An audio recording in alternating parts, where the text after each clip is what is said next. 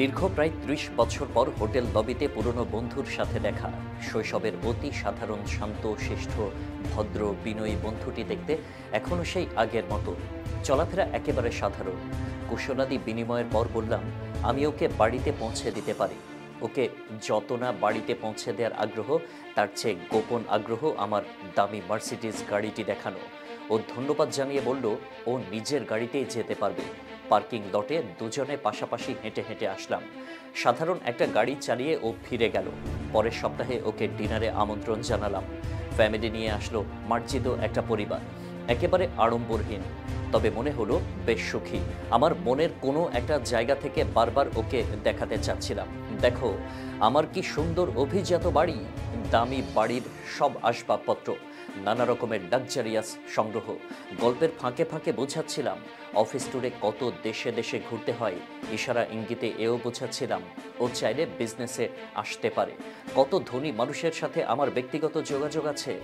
বড় একটা business loan manage করে দেয়া কোনো ব্যাপারই না। এসব নিয়ে ওর তেমন কোনো আগ্রহ আছে বলে মনে হলো না। বিশ্বের নানা দর্শনীয় স্থান, বিখ্যাত জাদুঘর প্রদর্শনের ছবি দেখিয়ে বোঝাবার চেষ্টা করলাম জীবন আমাদের কত মোহনীয়। কত কিছু দেখেছি। আর্ট গ্যালারিতে পরবর্তী প্রদর্শনীর সংবাদ ওকে জানিয়ে বোঝালাম শুধু দামি বাড়ি আর গাড়ি নয়, একটা সুন্দর শৈল্পিক মনও আমাদের রয়েছে। অ্যালবামের ছবিগুলো ওরা খুব আগ্রহের সাথে দেখলো, আমাদের সব কিছুর প্রশংসা করলো। বোঝা গেল আমার জীবনের সাফল্যে ও আসলে খুব মুগ্ধ। তারপর বলল, এসব দেখার পাশাপাশি সুযোগ পেলে শৈশবের পুরনো বন্ধু, বয়স হয়ে যাওয়া স্যার, নিজের আত্মীয় স্বজনদের দেখো। দেখতে না পারলে অন্তত একটু সময় বের করে খোঁজ খবর নিও। বিজনেস আলাপ তেমন গুরুত্ব পেল না। শুরু হলো শৈশবের নানান গল্প। স্যাররা সবাই কেমন আছেন, কোন কোন স্যারের সাথে এখনও যোগাযোগ আছে, ইত্যাদি ইত্যাদি। জীবনের ঋণ পরিশোধের আগে বেশ কয়েকজন স্যার জান্নাতবাসী হয়েছেন শুনে হৃদয়ে ক্ষরণ হলো। কয়েকজন বন্ধুর চির বিদায়ের খবর জেনে দুজনের মনটাও বেশ আর্দ্র হলো। আমার বউয়ের এসব গল্প তেমন পছন্দ হলো না। স্পষ্টভাষী বউ পাশ থেকে বলল, শুধু শৈশব আর শৈশব আর নানা নীতিশাস্ত্র নিয়ে পড়ে থাকলে জীবনে আগানো যায় না। সবারই শৈশব আছে, এটা এমন আহামরি কিছু না। আমি একটু আড়ষ্ট হলাম। এরপর আর তেমন গল্প জমল না।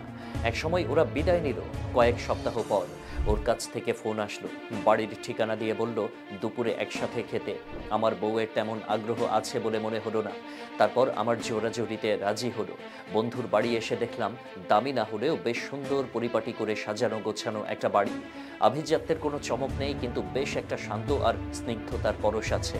বসার ঘরের টেবিলের উপরে দেখলাম আমি যে কোম্পানিতে চাকরি করি সেই কোম্পানি থেকে পাঠানো সুন্দর একটা গিফট বক্স। আমার কৌতূহল বাড়ল।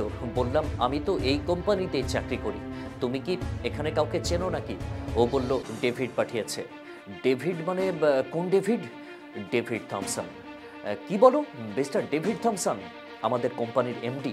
তুমি ওনাকে চেনো কিভাবে, কেমন করে? আমার নানা প্রশ্ন। আমি জানতাম আমাদের কোম্পানির 30% মালিক ডেভিড, আর বাকি 70% মালিক ডেভিডের কোনো এক বন্ধু। শুধু তাই না, বিশাল বড় এই কোম্পানির পুরো ভূ সম্পত্তির মালিকও নাকি সেই বন্ধু।